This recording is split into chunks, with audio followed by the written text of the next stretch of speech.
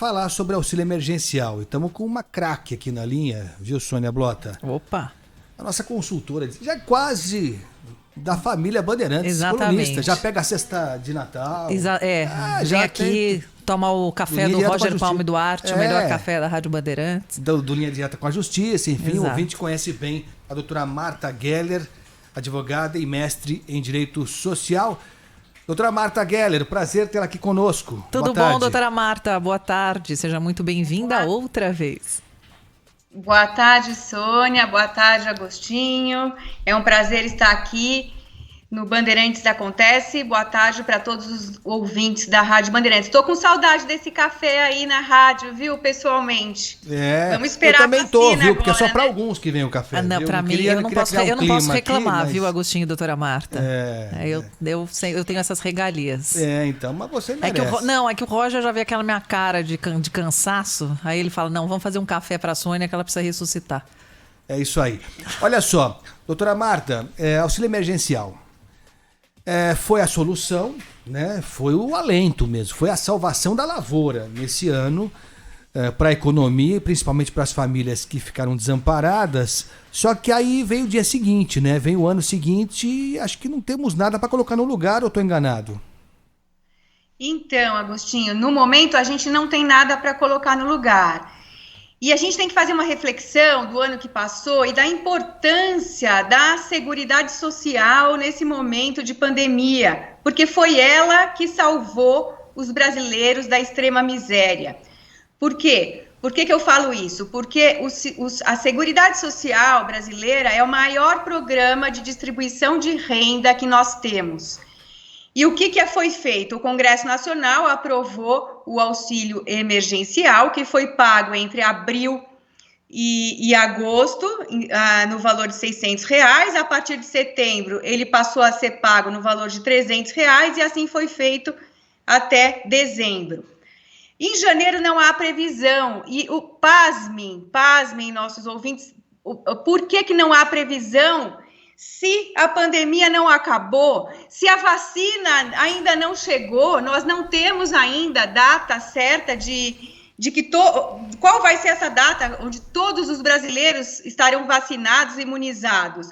Enquanto isso não acontecer, a economia ela pode ter dado sinais de melhora, de recuperação, em função do preenchimento de vagas temporárias agora no fim do ano. Mas, por outro lado, o aumento de casos e de óbitos também aumentou, né? Houve uma explosão. Então, a gente fica estranhando a ausência dessa previsão. Por quê? Olha os números, Sônia e Agostinho. Olha o que o Instituto Brasileiro de Economia da Fundação Getúlio Vargas traz para a gente. Fala se não houver nenhum benefício emergencial, em 17 milhões de brasileiros no estado de pobreza extrema. O que significa pobreza extrema? Seria renda diária de até R$5,50. Portanto, o número é alarmante, né? Então, não há por que não haver essa previsão. O Bolsa Família é um programa que já existia antes da pandemia, exatamente para garantir o mínimo de dignidade para essas pessoas. E por que existem esses programas assistenciais? Porque a nossa Constituição Federal, no preâmbulo, ela prevê que o Estado tem que assegurar os direitos sociais, a liberdade, a segurança, o bem-estar das pessoas, a igualdade e a justiça, né? Isso está no preâmbulo da Constituição Federal. E um dos fundamentos, vários fundamentos da República, entre eles, nós podemos citar cidadania. A pessoa não pode exercer cidadania se não tiver dignidade, se não conseguir se manter, né, dignamente. E o valor do trabalho, né? Por que a gente precisou de tudo isso? Porque nós, brasileiros, fizemos a reforma trabalhista. Na reforma trabalhista veio um pacote de precarização do emprego, que foi muito comemorado, porque os empregadores se sentem onerados com a folha de pagamentos e tudo mais. Não fizemos a reforma tributária e optamos pela reforma trabalhista. A reforma tributária não saiu do papel e quem pagou o pato foram os trabalhadores. Por quê? Porque esse bolsa emergencial, se você for ver quem são os beneficiários, são exatamente essas pessoas que tiveram o seu contrato de trabalho precarizado. Elas não têm mais a carteira assinada, elas fazem bicos e trabalham por meio de microempreendedorismo individual, então elas se constituíram em pessoa jurídica e pagam um imposto de 5% sobre os seus rendimentos mensais. E é isso, né? Essa é a nossa perspectiva aí com relação a janeiro. Mas eu tenho uma boa notícia. Oba, queremos. Que é a existência de um projeto de lei.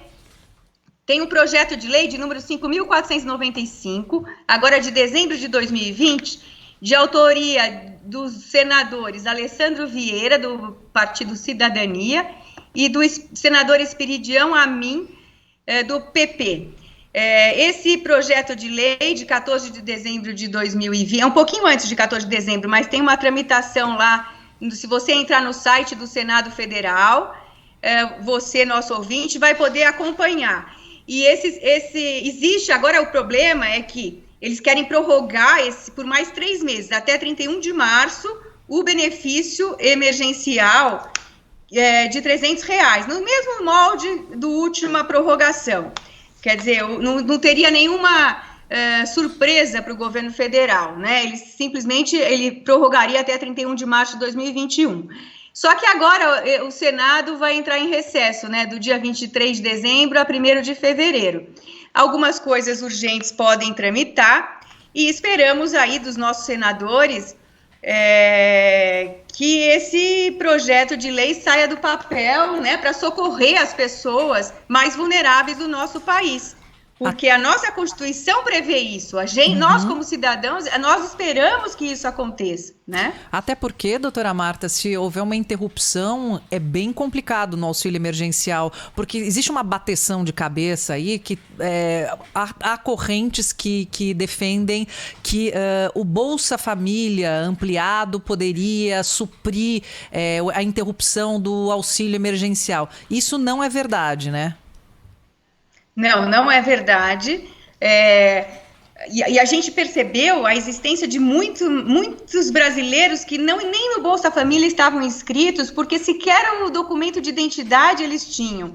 No Linha Direta com a Justiça, nós tivemos a oportunidade de entrevistar uma defensora pública que falou da dificuldade das pessoas em obter o documento, o CPF, porque nem o RG não tinha. Então, como foi importante o papel da Defensoria Pública nesse momento para atender essas pessoas, para que elas pudessem regularizar a documentação pessoal e conseguirem se cadastrar no CadÚnico e conseguir o benefício, né? Então, eram as pessoas invisíveis e que agora se tornaram visíveis em função desse benefício assistencial. A importância também de doações, que foram, as pessoas receberam doações, os sindicatos, associações, entidades de classe, houve uma mobilização também por parte de muitas pessoas que se sentiam privilegiadas e que ajudaram, né, essas pessoas a conseguir exercer a cidadania, né, porque não ter um documento, né, Sônia, é uma coisa que a gente fica assustado, né? O que assusta também é essa palavra que tem usado, os invisíveis. Isso, nossa, eu imagino que para a senhora deva soar, que é mestre nesses assuntos, enfim, a especialista a vida inteira de falar, quando o termo invisível, e infelizmente é usado aí para boa parte da população, né, Agostinho? É isso, e olha, só para a gente ter a dimensão do que significa esse auxílio emergencial, segundo a pesquisa do Datafolha, 36% das pessoas que receberam auxílio emergencial disseram que essa era a única renda delas. A única renda delas. Ajudou muita gente. É isso. E ainda tem o seguinte dado aqui. Quando houve a redução para R$300, agora no final do ano, isso fez com que 75% dos beneficiários diminuíssem a compra de alimentos. Quer dizer, não é gasto supérfluo, não é aquele passeio do final de semana. Comida na mesa. Estamos falando da sobrevivência. E além disso, né, doutora Marta, que é o mais importante de tudo, são brasileiros que dependem desse auxílio. Não é favor do governo. Não é favor do governo. O governo não está tirando do bolso dele para auxiliar pessoas que são mais carentes. É obrigação do governo. Isso. Não é isso, doutora Marta? E é importante a gente lembrar, Agostinho e Sônia, que, na verdade, esse benefício foi criado pelo Congresso Nacional, por aqueles deputados e senadores que nós elegemos e colocamos lá para nos representar. Então, por que a ausência dessa legislação, né? Já era para ela ter sido aprovada antes do recesso, né? Por quê? Porque eles deveriam estar preocupados com a população mais carente. É obrigação da Câmara dos Deputados. Ela poderia também ter um projeto. Não tem. Eu entrei lá na Câmara, não tem nenhum projeto de lei prevendo prorrogação do benefício. Tem esse, eu achei esse do Senado. Vamos torcer para que ele vá para frente.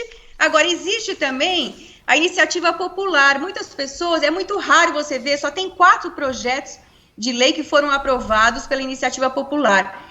Para a gente conseguir... existe também, eu achei até engraçado, mas existe lá um canal na Câmara que você pode mandar um e-mail sugerindo um tema de lei, de projeto de lei. Às vezes eles estão lá sem ideias para criarem leis, né? Só pensam em pôr nome de placa, em nome de rua, em homenagear alguém da família ou alguém que precise lá de alguma homenagem por algum critério deles, quando na verdade a gente está numa pandemia. A gente deveria ter essa previsão dessa prorrogação já sem ter essa interrupção, como bem lembrou a Sônia, porque essas pessoas vão fazer o quê? Vão comer lixo na rua, porque não vão ter comida. O Agostinho bem lembrou. A primeira coisa que elas cortaram foi a compra de alimentos, né? Como se isso fosse possível fazer, né? O mínimo que você tem que fazer é comprar comida, botar comida na mesa. Por que elas cortam a comida? Porque elas vão atrás de doações, né? Existem instituições, entidades que fazem as doações dos alimentos. Ainda bem, porque senão isso seria ainda pior, essa situação ainda seria pior. Então, assim, existem os sindicatos, associações de classe que podem também mandar projetos de lei. Elas poderiam ter mandado, não mandaram, porque houve, de um tempo para cá, uns 2 anos para cá, houve essa coisa de enfraquecimento, né, dos sindicatos e entidades de classe.